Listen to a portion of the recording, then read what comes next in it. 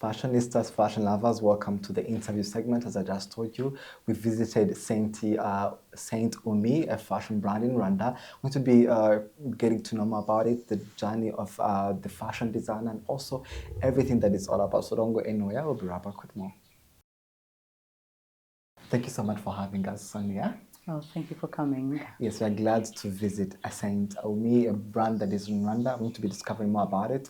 But before we start over and talk fashion and everything, we'd love our viewers to get to know more about you. Who is Sonia behind Saint Omi and what it's all about and where we are right now? Because we are at the studio, a beautiful space that you have.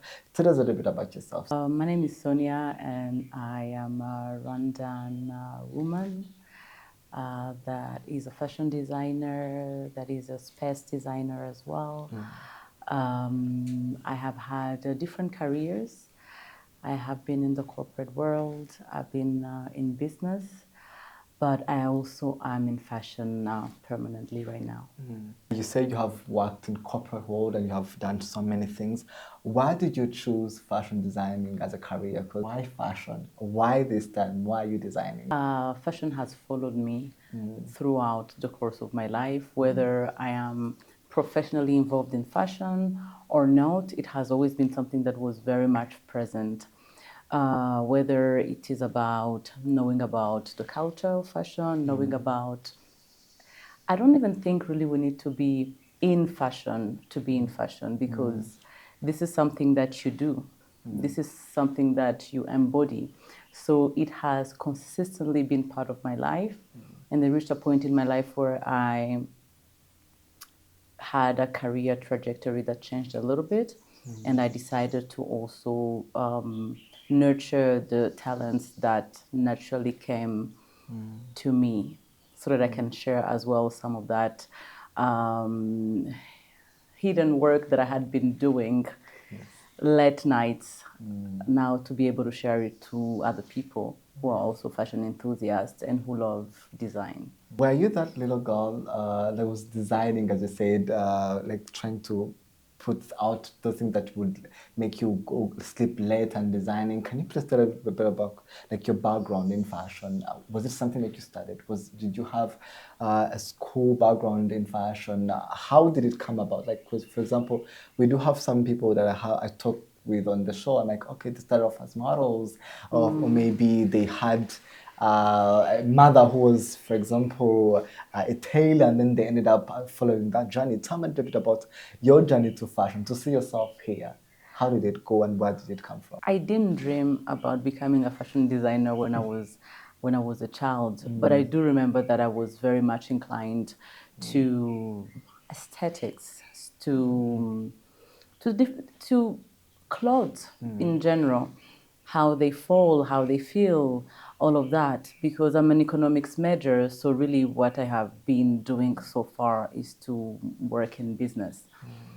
But I do have a recollection of culture itself, popular culture, movies, Trace TV being one of the things that has interested me in knowing in loving fashion, because now we see fashion through different layers and through different lenses. For me, it is always cinema, and the books, and the TV clips, the theater, stuff like that, that would make me realize that, oh, actually, I'm really interested in knowing what they're wearing, how it's done, and the general sense of it.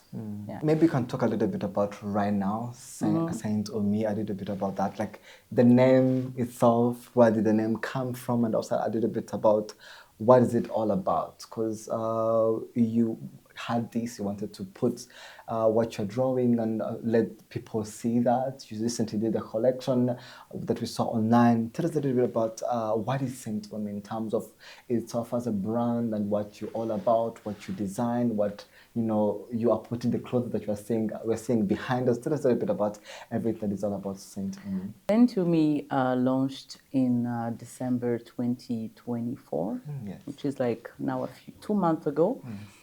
This is really a sum of all the years. I would not say that I have crafted everything in only the year in which they actually worked on it.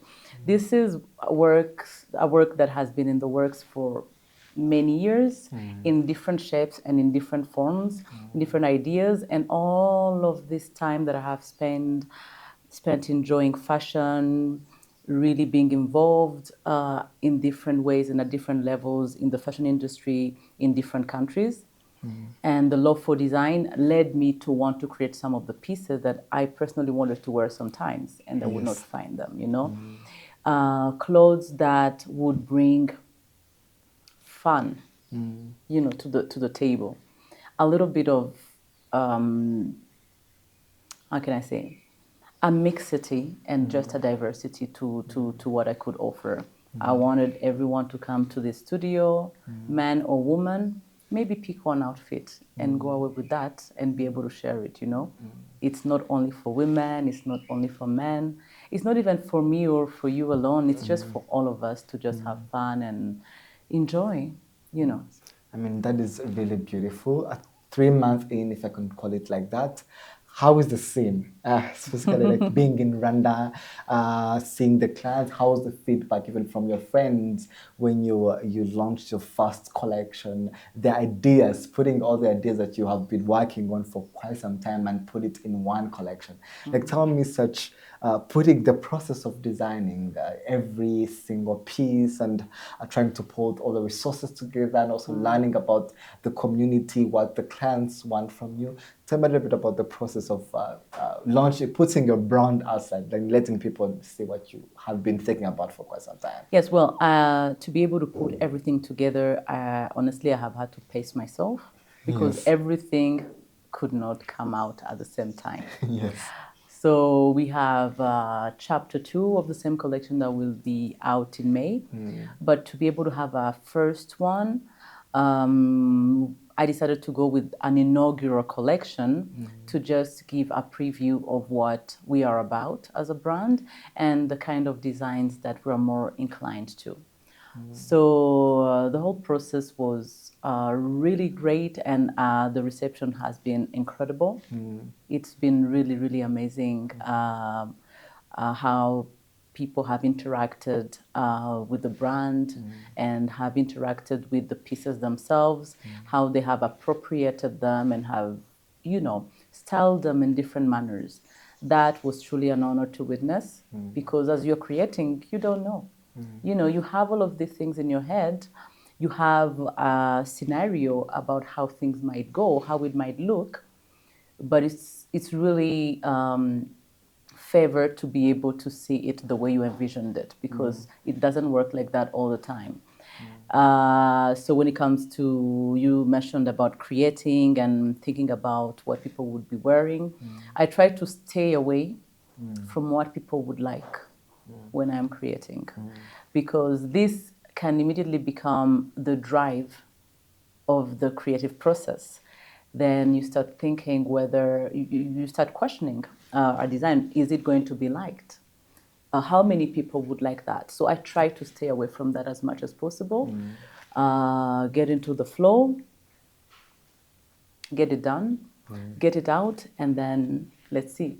Because at the end of the day, it is an exit for the creativity. At the end of the Yes. day, it is about, yes, it has to be also profitable because it's a business, but the core and the goal of creating Saying to Me was also to create and put creations out, really. Yeah, tell me a little bit about the name. Because I was like, Wonder Saint, you know? Tell me a little bit about that, yes. Well, so Umi, it has different meanings in different languages. I really love the name. So it was only fair that it becomes the name of the brand that I was founding. It does mean vitality, basically spirit of life, something very live in Swahili. But it also does mean mother, which is the last bit that I learned. But at the time, I did not know that. Yes. And in Japanese, it means ocean. So all of that really were a match to whatever I was looking for, even though I did like the name before. Now, Saint came very, very, very randomly when I was just seated, rethinking, looking at the different brands and their names, because you always want to have a unique name so that you don't have to take up another person's name. So I realized Umi was a lot of other businesses in different countries. So Saint came to me while I was thinking about the name. So Yes. Saint to me was just born like that. Yeah, would love also to talk about being in Rwanda. I consume a lot of fashion industry, and I talk to different people, and I see how the fashion industry has really developed, and we have grown so much for the past, I feel like 10 years. When you take a look at how designers are coming in, brands are coming in, we have so many things that are happening in the country.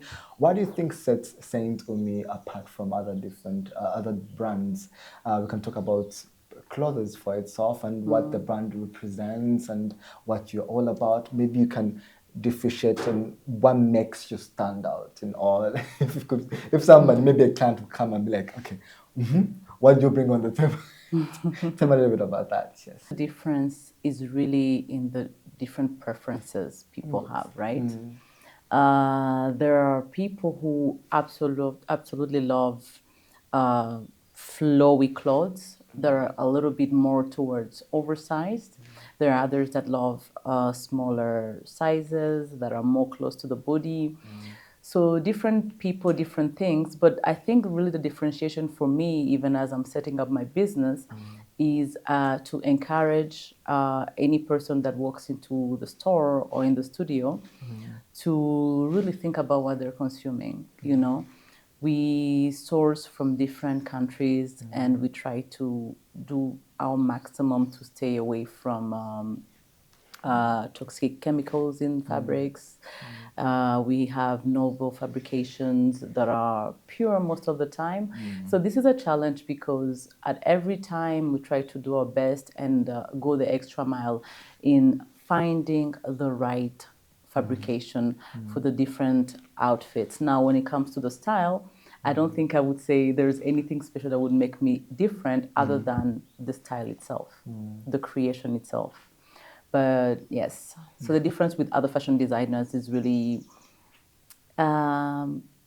it's the aesthetics of the brand. You mentioned fabrics, and some of the questions, some of the things that are raised in Rwanda is how to get the fabrics to use in while designing. Can you please tell me a little bit about some of the challenges that you have faced so far as a new brand in Rwanda, trying to really put yourself out there and make let people get to know more about what you do and love what you are doing? What are some of the challenges? Because as I said earlier, some of the things that we do talk about mostly in fashion design is like how hard fabrics are hard to get, and some of the other like the public perception and stuff like that. So tell me a little bit about yourself as a designer, establishing a brand in Rwanda.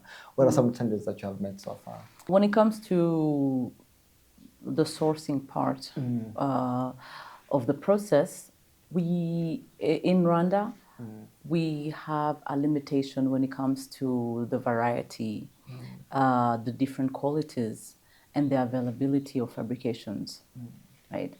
We do have a couple of industry players Yes. that produce really good fabrications, mostly cotton. But to be able to be satisfied in the creative process, it was impossible for me to find everything that I did want to use here.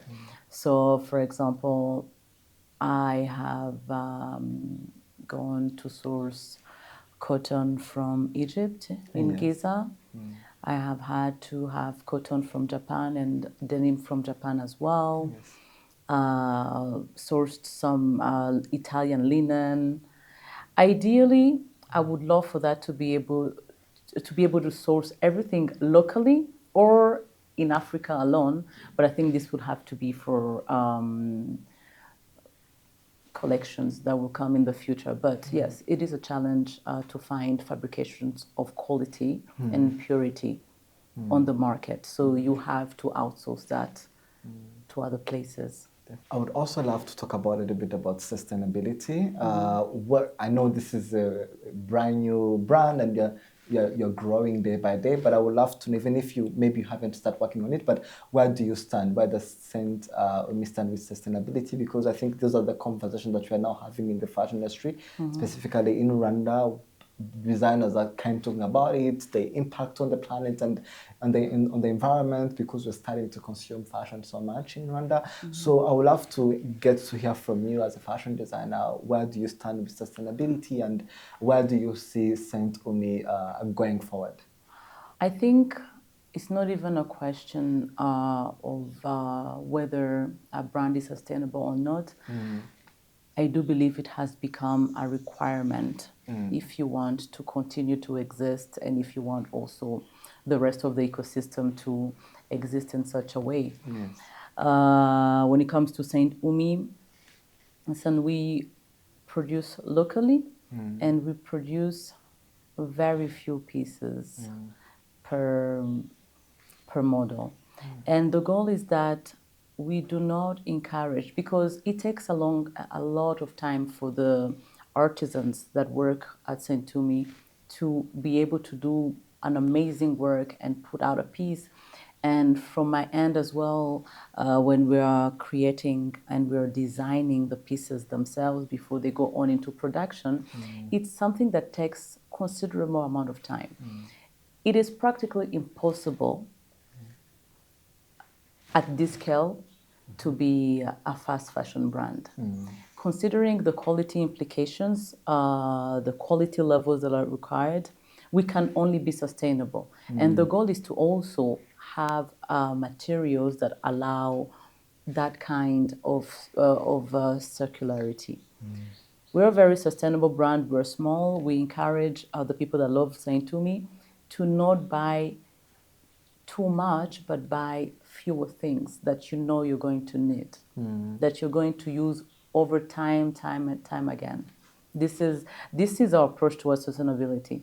So, as a designer, I know it's so hard to ask someone what's your favorite piece, but I would love to hear from maybe the latest collection that we just launched online. You did a whole campaign and with models. I would love to. Do you have a favorite piece? Maybe if it's not a favorite one, maybe it can be something that maybe you have worked on for quite some time, or something that you have put together. Maybe it required so much energy while designing a piece. We do have some pieces here behind us. Tell them a little bit about your favorite piece, specifically with this latest collection. I generally like all the pieces because all of them are just so different.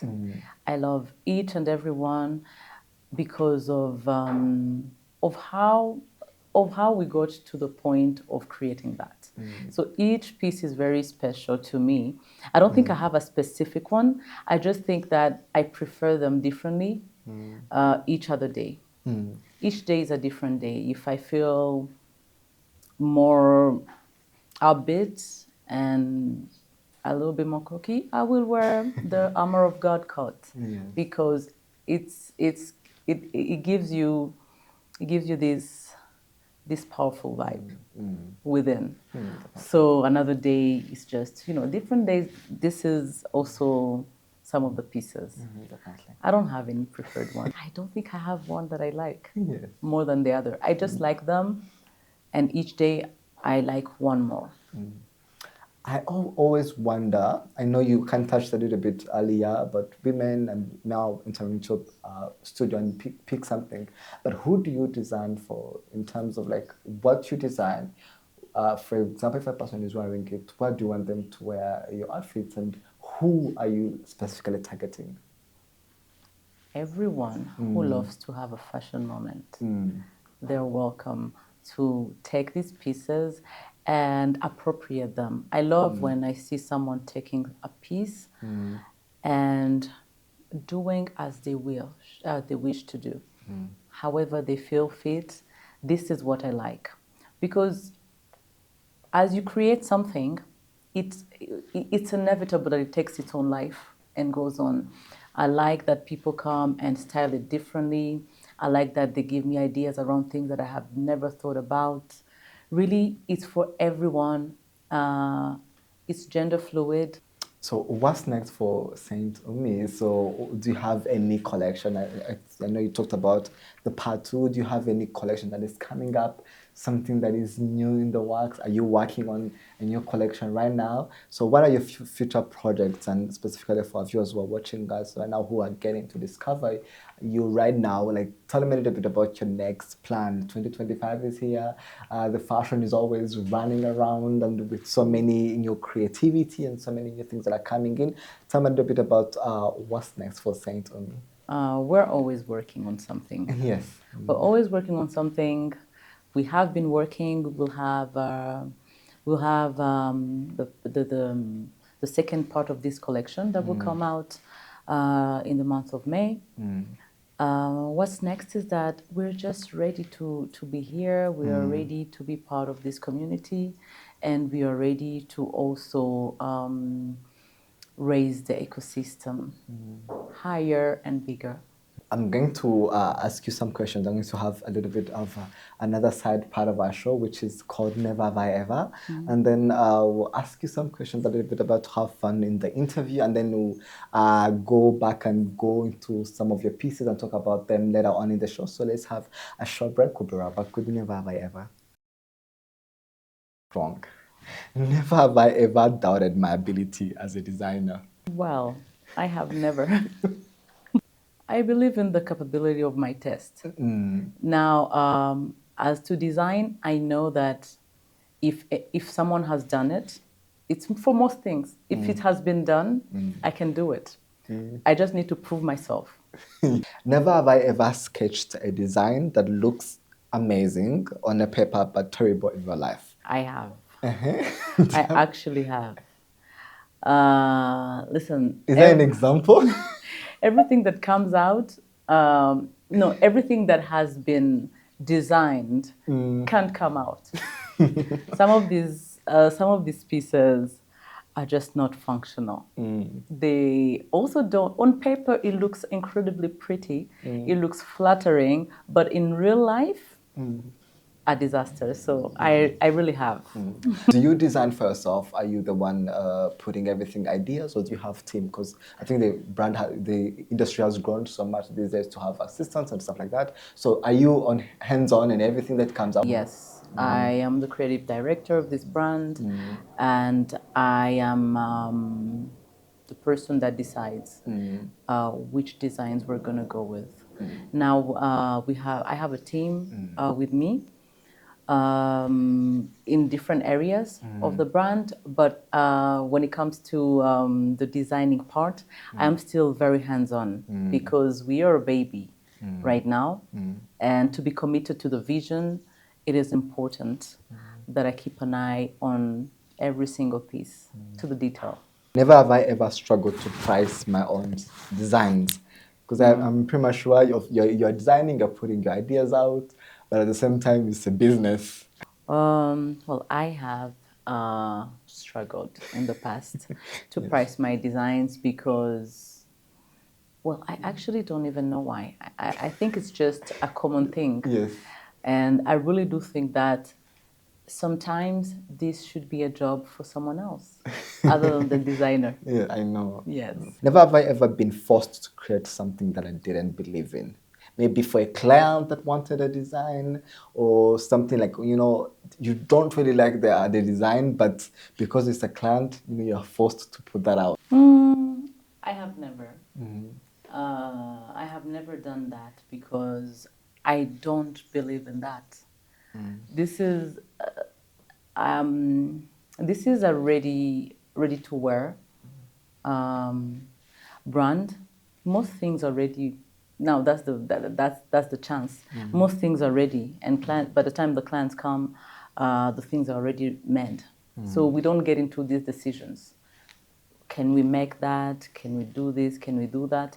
Not really that much. But I think there is also a way that you can drive the conversations towards something that is a fit for both the person and also for the brand. I don't believe in the forcing. Yeah, thank you so much for joining us. This was such a great interview. We had fun having you. Thank you so much for coming over and for making the time to come and visit. Yes. So that was it from the show.